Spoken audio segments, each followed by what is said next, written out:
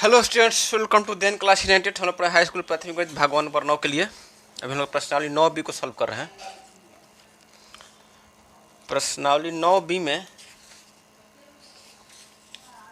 पिछले क्लास में हम लोग 15 तक क्वेश्चन सॉल्व कर चुके थे। आज 16 होगा क्वेश्चन सॉल्व करेंगे। 16 का ये देखते हैं।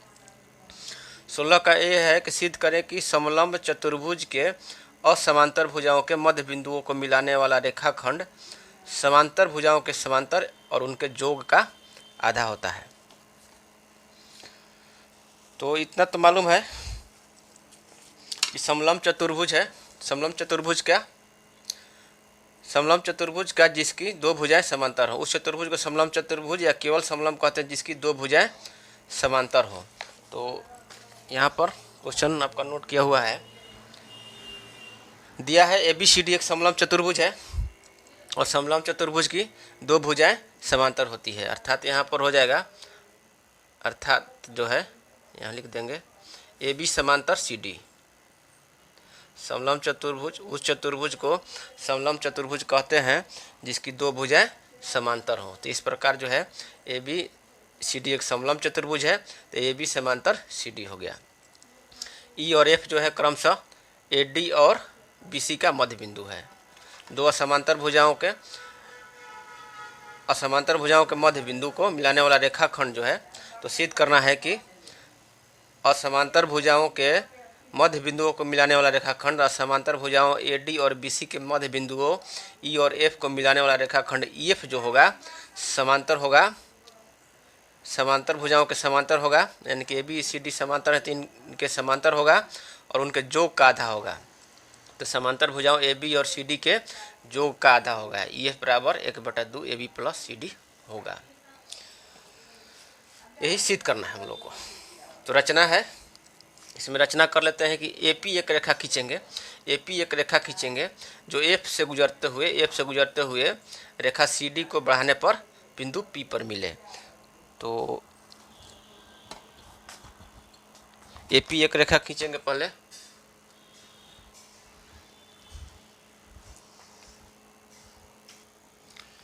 AP रेखाखंड खींच लेते हैं जो F से गुजरते हुए CD को बढ़ाने पर बिंदु P पर मिले। ठीक है, तो यहाँ से हम AP एक रेखाखंड खींच लिए।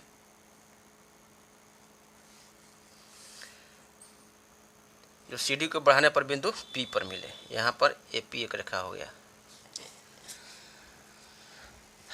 अब जो है उपपत्ति लिखेंगे।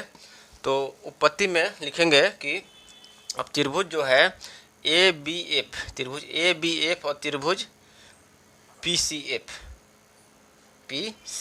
त्रिभुज ABF और त्रिभुज PCF को सर्वांग सिद्ध करेंगे। तो यहाँ पर लिखेंगे उपपत्ति में त्रिभुज जो है, यहाँ देख लीजिए एक बार, ABF और PCF है। त्रिभुज लिखेंगे त्रिभुज ABF और त्रिभुज PCF में, PCF में। तो ABF और PCF में इसको, इन दोनों त्रिभुज को सर्वांग सिद्ध करेंगे। तो यहाँ पर कौन सा सर्वांग का कंडीशन लागू होगा पहले देख लेते हैं। यहाँ पर जो है आपका BF बराबर CF है, तो ये हो गया भुजा हो गया। और ये कोण जो है, कोण ABF जो है, यह कोण ABF, AB और CD चूँकि समांतर है क्योंकि ABCD एक समलंब चतुर्भुज है, तो ये एकांतर कोण हो जाएगा PCF, कोण PCF के बराबर होगा। ठीक है, तो ये एकांतर कोण हो जाएगा, कोण ABF और कोण PCF जो है एकांतर कोण हो जाएगा क्योंकि AB और CD दोनों समांतर रेखाएं हैं। इसको यहाँ इधर बढ़ा दीजिए, क्या हो जाएगा, AB आपका एक तिर्यक छेदी रेखा हो गया, BC एक तिर्यक रेखा हो गया। तो यह दोनों ABF और PCF क्या हो जाएगा, एकांतर कोण हो जाएगा। तो यहाँ पर हो गया कोण हो गया। और BF बराबर है FC है क्योंकि F जो है BC का मध्य बिंदु है, F जो है BC का मध्य बिंदु है, तो इसलिए BF बराबर FC है।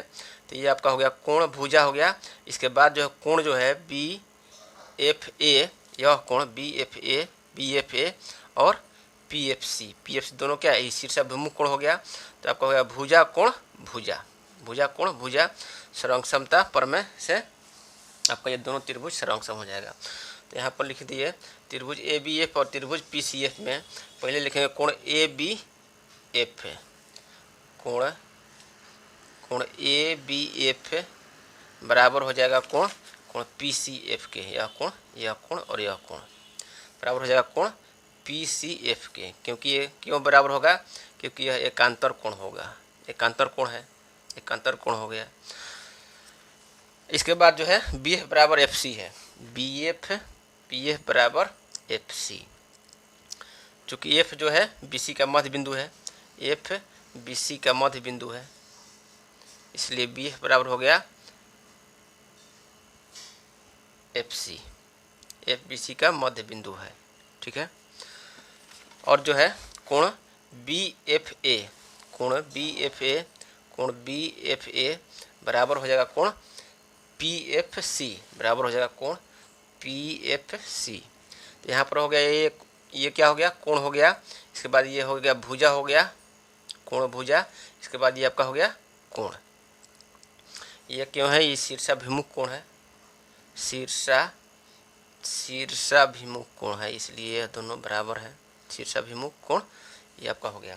तो कोण भुजा कोण यहाँ पर लिख देंगे, इसलिए कोण भुजा कोण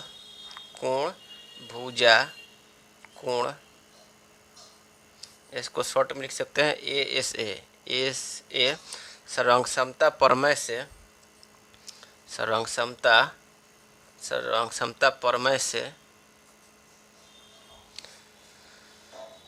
कोण भुजा कोण सर्वांग समता प्रमेय आपको पहले पढ़ाए थे हम।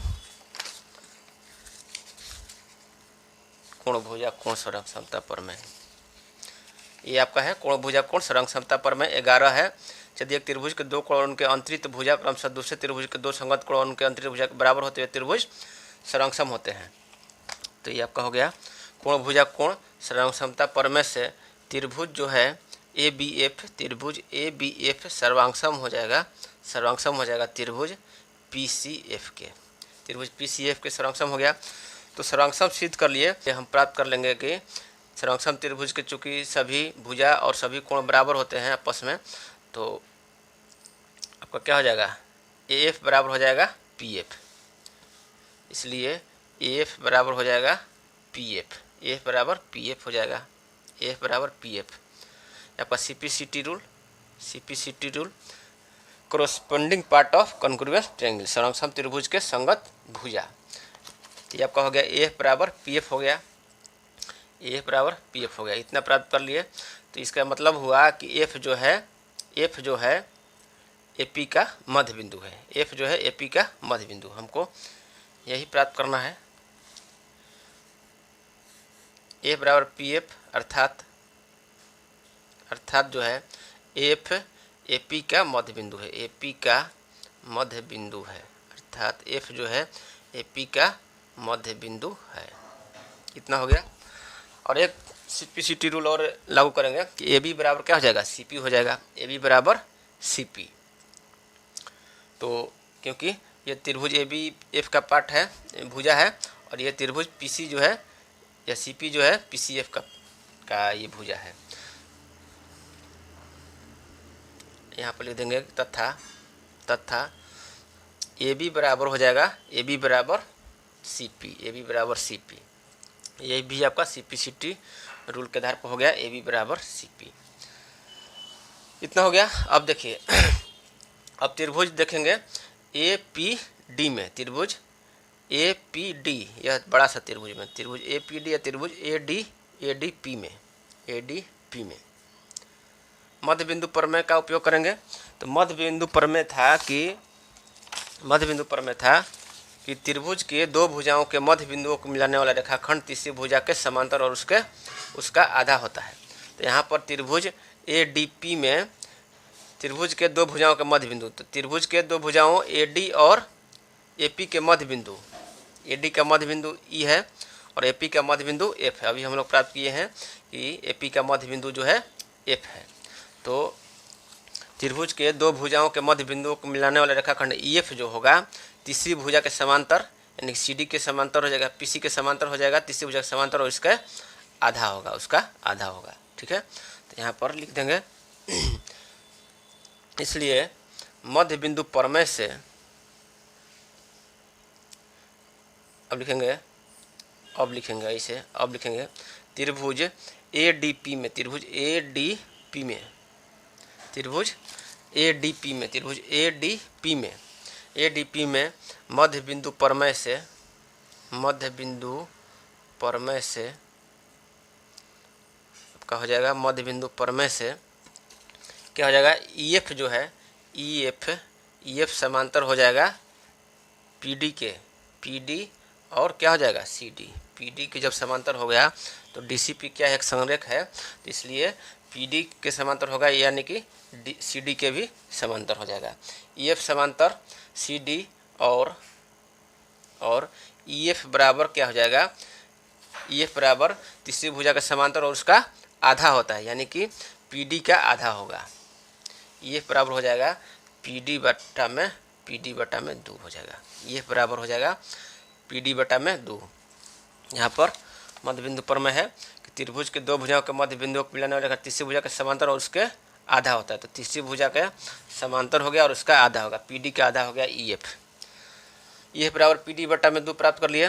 तो EF बराबर यहाँ लिख लेते हैं, ठीक है, EF बराबर हो जाएगा, ठीक है, EF बराबर हो जाएगा, PD को लिख सकते हैं क्या, PD को लिख सकते हैं CD प्लस CP, PD को लिख सकते हैं यहाँ पर 1 बटा में 2, PD को लिख सकते हैं CD प्लस CP बराबर हो जाएगा 1 बटा में 2 इंटू CD प्लस CP बराबर क्या प्राप्त किए हैं, AB। यहाँ पर CP इसको मान लेते हैं फर्स्ट समीकरण, ठीक है, चाहिए इसको फर्स्ट मान लिए, इसको सेकंड मान लिए, तो समीकरण सेकंड से क्या हो जाएगा, CP बराबर हो जाएगा AP, तो 1 बटा में 2 CD प्लस AB। तो यही सिद्ध करना था हम लोगों को, या लिख देंगे कि और EF बराबर हो गया 1 बटा में 2 AB प्लस CD, ठीक है। तो यहाँ पर जो है EF समांतर हो गया CD के, यही सिद्ध करना था कि EF समांतर CD के हो गया, रेखाखंड समांतर भुजा का समांतर और उनके जोग का आधा होता है। इस प्रकार जो है EF समांतर हो गया CD के और EF बराबर हो गया 1 बटा में 2 AB प्लस CD। अब चूँकि EF समांतर हो गया CD के और चूँकि AB समांतर है CD के, क्योंकि AB CD एक समलंब चतुर्भुज है, तो यहाँ पर लिख सकते हैं चूँकि EF समांतर है CD के और जो है और AB समांतर है CD के, क्योंकि AB CD एक समलंब चतुर्भुज है, इसलिए EF जो है समांतर हो गया ABCD, दोनों के समांतर हो गया, AB और CD के समांतर हो गया, AB और CD के समांतर हो गया। क्योंकि प्रमेय नंबर 7 हम लोग पढ़े थे पहले, हम लोग प्रमेय नंबर 7 पढ़े थे कि रेखाएं जो एक ही रेखा के समांतर हो परस्पर समांतर होती हैं। तो रेखाएं जो एक ही रेखा के समांतर हो परस्पर समांतर होती हैं, तो यहाँ पर जो है रेखाएं जो है AB और EF एक ही रेखा CD के समांतर हो गई, EF समांतर हो गया CD के, यहाँ पर प्रूफ कर लिए, EF समांतर हो गया CD के, EF समांतर हो गया CD के और AB समांतर है पहले से ही CD के, तो दो रेखाएं AB और EF जो हैं CD के समांतर होंगी तो वे आपस में भी समांतर होगी, यानी कि AB समांतर होगा EF के।